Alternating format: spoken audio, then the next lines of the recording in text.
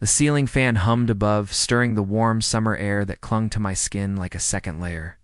My aunt's house smelled of sandalwood and rose water, the kind of scent that lingered even after the windows were flung open. It was the first night of my 2-month stay, and everything felt too quiet, stillin', till he walked in. Arav, my cousin, older by just a year, barely changed since we last met 3 summers ago. Taller now, broader in the shoulders, but his smile was the same quick and bright, as if he'd been waiting for me. He embraced me like we were brothers. I didn't know how to hold him back without trembling. His room became mine for the summer, he insisted. You're the guest. Take the bed. I'll crash on the floor, he said, tossing his pillow beside mine on the mattress, as if it didn't matter. His voice was calm, teasing, but underneath was something unspoken, something that hovered between us like the heat.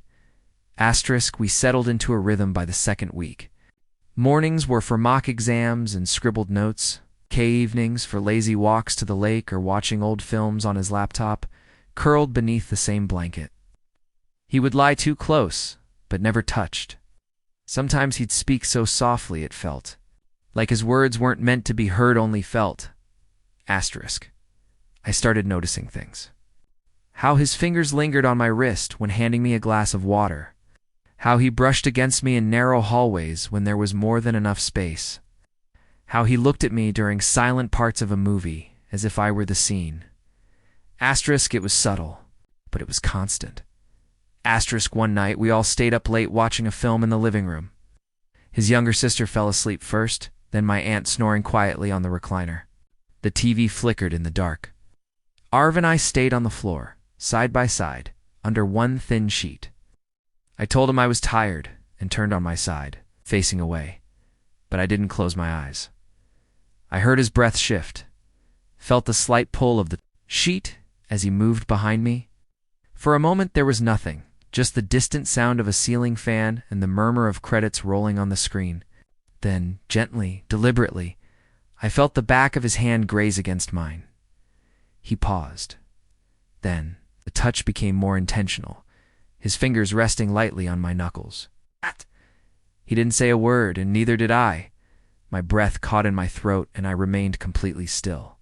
He must have thought I was asleep. His hand moved again, barely, tracing the outline of my hand like it was something delicate. My heart pounded in my chest, loud enough, I feared, to wake the house. I felt him lean closer, his breath warm against the back of my neck. Still, I didn't move. My thoughts tumbled. Was this affection? Curiosity? Some secret he couldn't admit when I was awake? I wasn't afraid. I wasn't sure what I felt at all. But I knew, even without seeing him, that his eyes were on me, watching, searching. Then, just as suddenly, he pulled away. The sheet shifted again, his body retreating to his side of the floor. The only sound was the hum of the credits and the tick of the wall clock. I stayed as I was, motionless, my eyes wide open in the dark. When the lights came on at dawn, we never spoke of it. He acted normal, casual, teasing me about snoring or stealing the blanket. I laughed along, but something had changed. I noticed how he avoided eye contact a little more that morning. How he lingered too long in doorways, starting to say something and then stopping himself. I noticed because I felt it too, a shift, a subtle pull between us that couldn't be undone. It would have been easier if I'd slept through it. If I'd never felt the way his fingers hovered like a question, but I did, and I couldn't unknow what I now knew not about him, not about myself. Something had started that night. I didn't know what it was yet or where it would lead. I knew this. Arav thought I was asleep, and I felt everything. The days that followed moved like shadows stretched thin, blurred at the edges. Arav acted as though nothing had happened. He teased me during meals, challenged me to card games, told stories that made the whole table laugh. I saw it in his eyes, in the way they occasionally lingered when he thought I wasn't looking. The way he paused a second too long when passing by me in the hallway. It was subtle, yes, but I knew it wasn't my imagination. I'd felt his touch, light and deliberate, in the silence of the night. Asterisk, and yet he didn't mention it. Neither did I. Asterisk, in the absence of words, everything else grew louder. Way. He'd lean close when helping me with math, his voice a murmur just behind my ear. The way our shoulders brushed during movie nights, his arm resting behind me, not touching but close enough to feel. I found myself tuning into every detail. Slope of his back when he stretched, the way his fingers drummed the tabletop when he was thinking. I started to memorize him without meaning to. It scared me how much I wanted those moments to mean something. At night, I replayed the memory of his hand brushing mine, dissecting every second. What had he meant? Was it real or just a dream? Born from proximity and long summer nights? I couldn't ask. And yet I couldn't stop wondering. Asterisk, one evening, the power went out during a storm. Candles flickered in every corner, their warm light casting long, dancing shadows on the walls. We all gathered in the living room. My aunt brought out a deck of cards, and the games began, laughter and soft thunder filling the room. Asterisk, as the others began to drift off. Arav nudged me toward the balcony. Too stuffy inside, he said, holding 2 mugs of warm milk. We sat on opposite ends of the bench, the storm's remnants still whispering through the trees. The wind tousled. His hair. He looked over at me, eyes soft, unreadable. Asterisk, he spoke of the future, his uncertain plans. How the city sometimes felt too big. I listened, nodding, feeling the space between us shrink. Then his tone shifted. You ever feel like you want something you shouldn't want? He asked, not looking at me. Asterisk, I swallowed hard. Maybe, asterisk, he smiled faintly. Yeah, me too.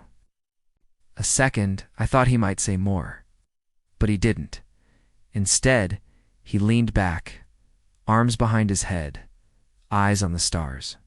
I mirrored him, heart pounding in the quiet. Asterisk, that night, I couldn't sleep. I kept thinking about his question. It looped through my thoughts, threading into every half-memory we'd shared since I arrived. Wanting something you shouldn't. Want? Was that him admitting something? Or was I just hearing what I wanted to hear? Asterisk, the next morning while cleaning the kitchen, I heard his voice from the hallway. Low, muffled.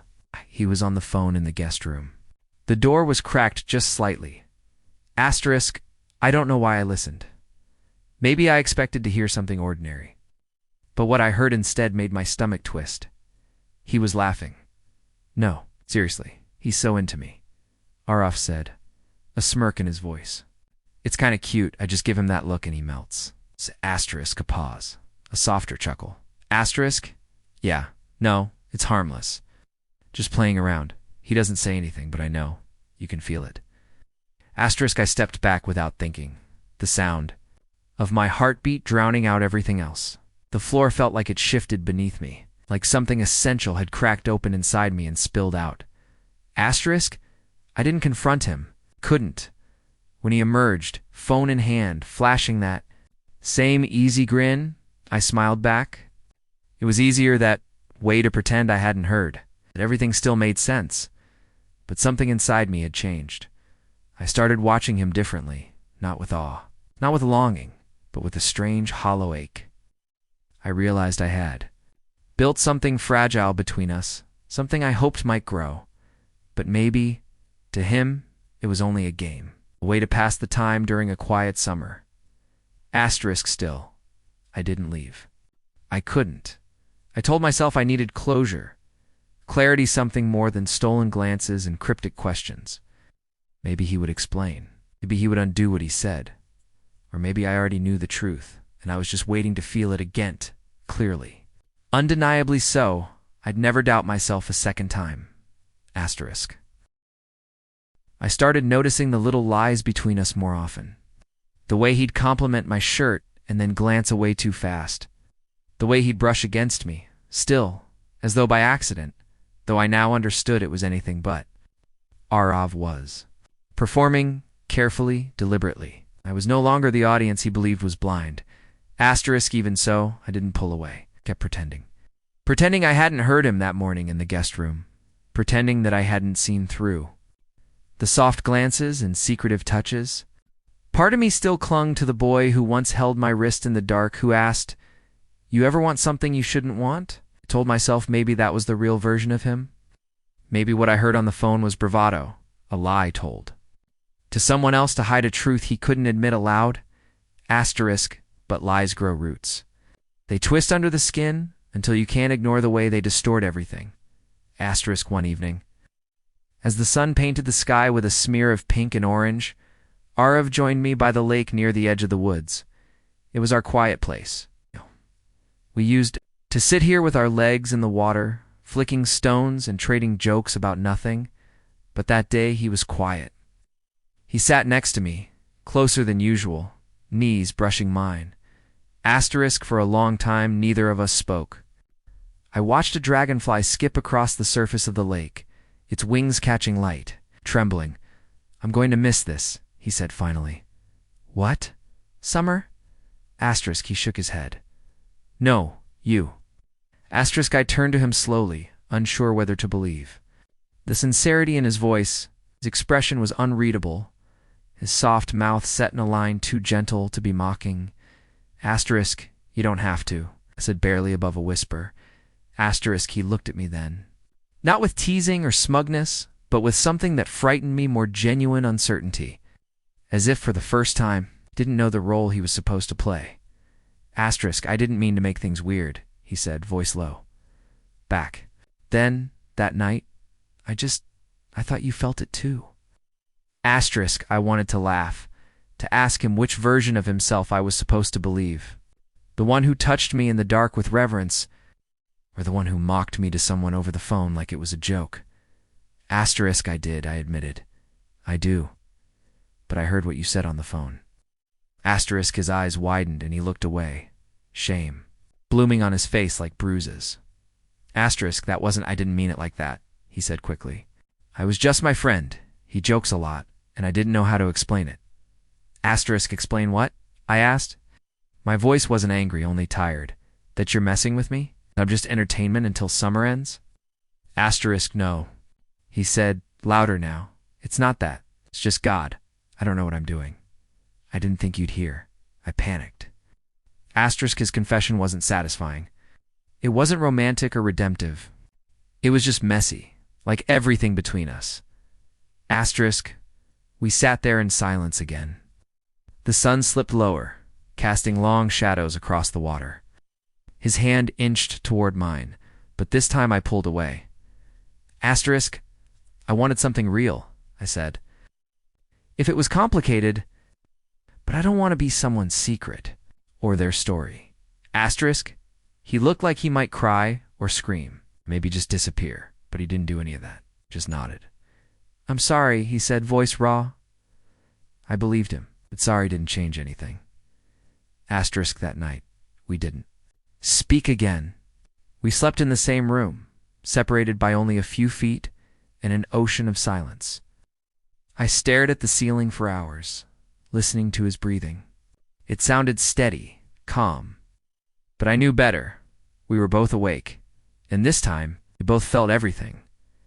Asterisk, the final days of summer passed with a quiet finality, like a book nearing its last chapter, its pages heavy with all that had been said and all that remained unspoken. Arav and I moved through the house like ghosts present, but no longer reaching for each other.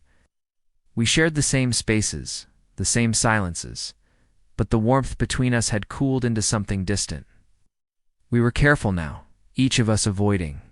The electricity that once sparked in a glance or a touch, asterisk still, every now and then, I'd catch him watching me. Not the way he used to, with confidence, with mischief, but with something gentler, more fragile. Maybe it was regret. Maybe it was just the weight of choices he couldn't take back. Asterisk, I thought I'd feel lighter, having finally said what needed saying. But all I felt was hollow, because even though I knew he'd hurt me, I couldn't unlove him.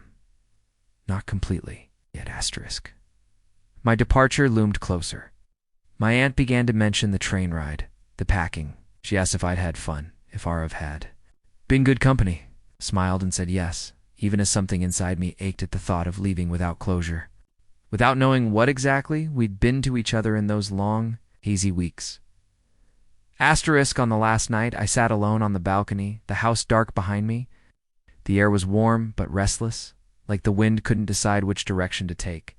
I watched the lights of distant buildings flicker like slow pulses and tried not to think about how different everything had felt just a few weeks ago. Asterisk Aroff stepped out quietly, barefoot, his arms crossed over his chest. He didn't sit at first, just stood there, staring out into the distance like he was afraid of looking at me. Asterisk, I didn't want it to end like this, said finally. I nodded, not trusting my voice. I keep thinking about what you said. About wanting something real. Asterisk. His voice trembled, barely holding itself together. He turned to me, and for the first time, he looked stripped of all pretenses. No playful smirk, no distant charm, just a boy who had broken something he hadn't meant to and didn't know how to fix it. Asterisk, I did feel it, he said. That night, every night after, it was real for me too. But I was scared of myself, of what people might think, of what I might be. Asterisk, I wasn't asking you to label it, I said quietly. Just not to treat it like a game. Asterisk, he sat beside me then, close but not touching.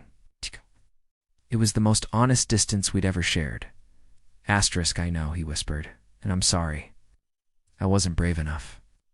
Asterisk, we sat in silence, the air between us, heavy, but no longer sharp.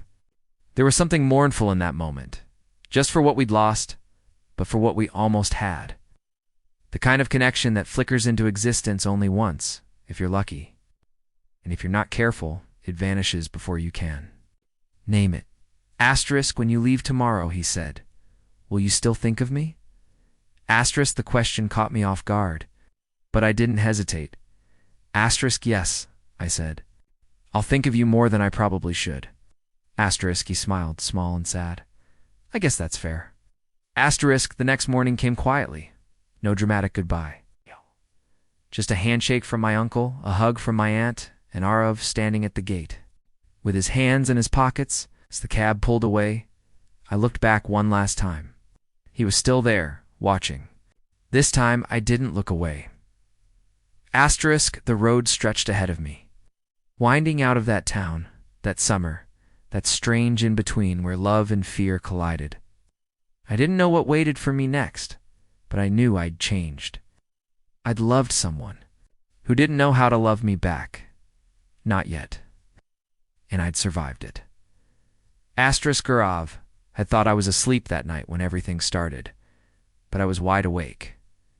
And now, I would carry that truth not as something broken, but as something I'd lived through, something real. Asterisk.